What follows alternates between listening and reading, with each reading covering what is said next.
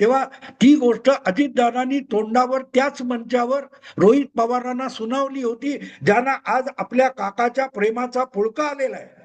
एवढं अजितदादाविषयी प्रेम आणि आस्था होती. तर तेव्हाच अजितदादांच्या सोबत त्या राष्ट्रवादीमध्ये रोहित पवार का गेले नव्हते? तेव्हा आजोबा बरोबर राहणं हे सुद्धा ढोंग होतं.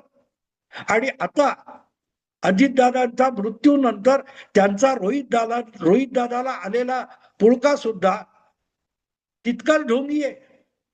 काल परवा कुठच्या तरी बारामतीत काय कुठे बघितलं, एकच दादा रोहित दादा अशी घोषणा दिल्यानंतर त्याला धापलं राहिली. हे छोप, वाटेल ते बोलायचं नाही, एकच दादा अजित दादा.